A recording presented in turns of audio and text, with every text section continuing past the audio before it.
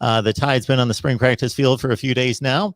Does Nick Saban hold a news conference after every spring practice, or is that just several times per week? He kind of spaces them out there, Mark. He had his first presser on Friday of last week in the first day of practice. He did not speak on Monday, which was yesterday. He let the players speak on Monday. So Coach Saban, he kind of keeps his spaced out. Oh, okay. So basically, what have been the highlights of his review of the team's first initial practices? He was very complimentary of one Bryce Young at quarterback, Mark. He came out after Friday's practice and talked about the development of the sophomore, the former five-star from California, getting a lot better, throwing the football, making the right reads, the right progressions. He is getting better at that quarterback position. So he raved about Bryce Young. He's very excited about the coaching staff, the on-field staff that he has assembled together, starting off for the upcoming season. Happy about what Bill O'Brien's doing as the offensive coordinator. He loves what Doug Marrone is doing as the offensive line coach, what Robert Gillespie's doing as the new running backs coach. That position group really excited about him. You bring in Jay Valai to coach the defensive back, cornerbacks in particular. You got Jay Graham coaching tight ends and working with special teams. So Coach Saban really lit up when talking about this coaching staff. He is very excited about what this group of leaders can do and will do as Alabama is trying to repeat as the national champions of college football in the upcoming season. But he talked about Bryce Young. He talked about the coaching staff. And he mentioned for Alabama getting into some new wrinkles here, on defense, finding ways to be even better or to be better on that defensive side of the ball. I know down the stretch, Alabama made huge improvements on that side of the area right there. The Crimson Tide giving up just a little bit over 19 points a game, which led the SEC. But as you and I both know, Mark, even though you may lead the SEC in the category, the Bama fans are like, well, if we're not shutting teams out, what are we doing? They still have to understand the game is changing. The game is changing. Things are more so going toward the offensive side of things. But Saban also did talk about some ways that he's going to have this group be even more so keen on the defensive side of the ball. But he was very happy and pleased for the most part, day one, what he saw energy-wise from the team that first day of practice. The voice of college football breaking down Bama. We do so with the help, of course, front and center from Stephen M. Smith of TouchdownAlabama.com.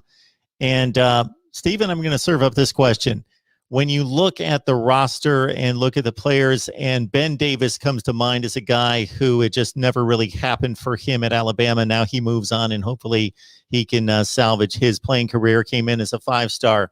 It doesn't necessarily have to be that type of talent coming into the program as a five-star, but anybody that you really think that it's a bit of a make or break camp for, some guys that maybe have not been able to break through with a lot of playing time or a starting status, but have that opportunity? There's definitely a few guys that come to mind with that question mark. And first and foremost, I go back on defense, and then in the secondary, where we pick up Jagan Armour-Davis, the corner out of Mobile, Alabama. He went to St. Paul's Episcopal High School. He came in that 2018 class as a four-star with Patrick Surtain and Josh Jobe. And Saban was more excited about Armour-Davis at that time than Surtain and Jobe, just due to Armour-Davis was 6'2", 196 pounds, give or take right there. But big size, big length, athleticism, speed, quickness, ball skills, instincts. Saban really liked what Armour-Davis brought to the table. Unfortunately, the young man got hurt, whether it was in spring ball or summer workouts in the 2018 season, so did not play that year with a serious knee injury. And when you don't play, you have other recruiting classes piled on top of you. So now Armour-Davis had to deal with the 2019 class on top of him, the 2020 class on top of him, and now the 2021 group that's on top of him, as of right now. But he has found a way to dig himself up.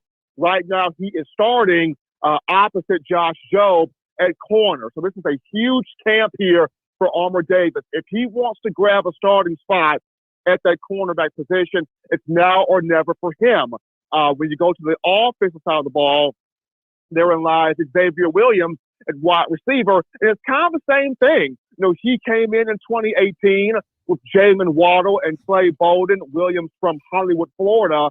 And, Williams at 6'1", 195 pounds. He brought in a lot of size, a lot of speed, a lot of athleticism, but just could not seem to break through the force field when Alabama had Judy and Ruggs and Smith and Waddle all together at the same time. Just could not quite break his way through. So now finally, this spring, he's having that breakout moment, and he is starting along with Slade Bolden and John Mechie. Well, Mechie's limited this spring, but so Slade Bolden and Javon Baker at the receiver position. And this is a big year for Xavier Williams to finally get it done and hone in his spot. So those will be the two guys, Xavier Williams and Jalen Armour-Davis, to where it's a make it or break it camp just due to they both came in highly recruited and highly talented. It's just whether it was injuries or didn't quite break through initially, they've had other players piled on top of them from different classes. So now here's the moment where they got to make their move. Williams with 3 catches last year for 24 yards. Please like the video, share the videos out on social media, because if you enjoy the discussion, debate, and analysis here at the Voice of College Football with guests like Stephen M. Smith of Touchdown Alabama, others will as well. So please share the videos out on social media. And, of course, subscribe. Hit that bell for the notifications. That way you know when we're going live. Your thoughts about Trey Sanders, and we talk about a big, big talent coming from the high school ranks. Where do you think he fits into this offense and the competition for carries? He fits in strongly here, Mark. He's been doing a fantastic job rehabbing from the injuries he suffered in the car accident he was involved in last season. He made it to the anti-gravity treadmill. Now he's back on the field. According to Nick Saban, he's been able to do some dry running now. He's not fully back at 100%, but he has been doing some individual drills at Alabama spring practice, whether it be footwork drills, agility drills, working with his hips, flipping his hips, just doing different things to get him back acclimated to the field. And as scary as it is, Mark, he looks good out there now. He looks good doing those individual workouts, those individual drills. I don't see Coach Saban pushing him much this spring, but in terms of the ball, he is a guy that will look to grab some carries from a Brian Robinson, from a Keelan Robinson, even from a Jace McClellan, because with Trey, not only does he give you the power and the vision, but he gives you the speed. He gives you the pass catching ability out of the backfield. He gives you so much of a unique combination that you want to have that on the field. I go back to when he played last season against Mississippi State, and he had the 12 carries for 80 yards. A lot of fans got very excited because they felt like now he's about to really turn it on. And unfortunately, he was involved in the car accident, had the hip issue, which forced him to miss the remainder of the season. So the moment where you're about to really get excited for him, the pin gets popped in the balloon and all the air lets out. So now he has been doing extremely well in the rehab process. As I mentioned, he's back on the practice field doing individual things, and just the hope is that he can shake himself away completely from the injury bug, because he brings a lot to that running back room. Trey Sanders, 30 carries for $134 at 4.5 yards per carry overall in 2020. Stephen, I get hit with this question basically every day. So I'm sure you get hit with it 10 times per day. Some people look at this Alabama offense and see the personnel losses from what could be the best offense in the history of college football, certainly one of the best. And they say there's just no way that they can replace those guys. There's going to be a letdown. The defense is going to have to lead them. There's going to be a letdown. Other people on the other side of the argument say, you know what? It's Alabama. Bryce Young's got all this time to prepare. He's already got his feet wet a little bit with some playing time and a few reps last season. He could be a generational type talent with the weapons coming in, with John Mechie leading the wide receiver core, the waves of running backs, the whole deal. It's just, we've seen it before. These personnel losses get replaced, and they're just going to keep on humming. Where do you think we stand on your projection of where this offense is going to be versus a legendary group in 2020?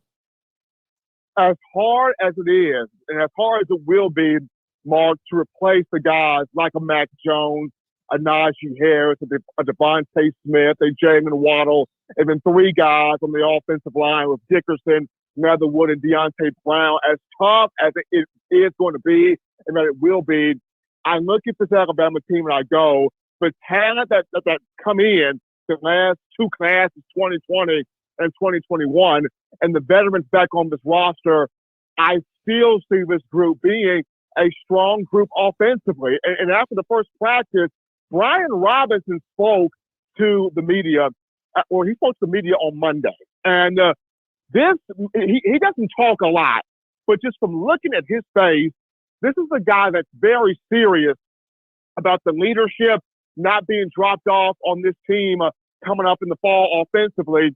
But he's also very serious about the production of this team, not taking a drop off. So he's taking full advantage of guiding the running back room. And then you look at Bill O'Brien in here and his experience coming over from the NFL, working with a Tom Brady, working with a Deshaun Watson. So he's going to put a lot on Bryce Young, a lot on Paul Tyson, a lot on the quarterback room. But they're embracing it. They're absorbing it. They're gearing up for it.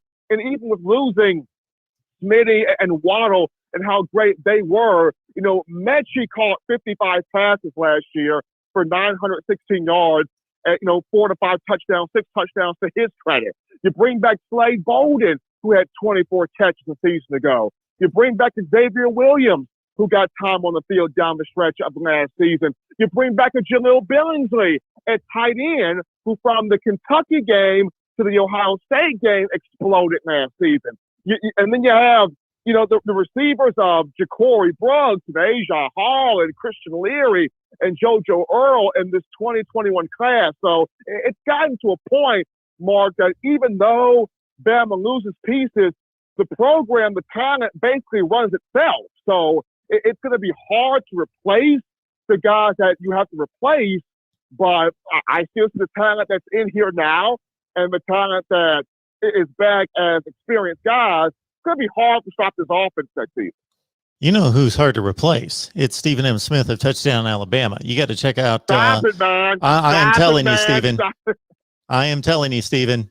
You have been delivering for us for a long time, and we so much appreciate it. I hope you know that. And everybody, again, head on over to Touchdown Alabama. You can do it, touchdownalabama.com. You can go to YouTube. I just searched it myself just to verify. You can just go Touchdown Alabama right there. You can see Stephen's show Monday, Wednesday, and Friday. In my own words, again, what time does that stream? That streams, Mark, from 6 to 7 p.m. Central Time. There it is, 6 to 7. 6 to 7 Central, 7 o'clock Eastern Time. There you go. Great stuff from the man, Stephen M. Smith, Touchdown Alabama.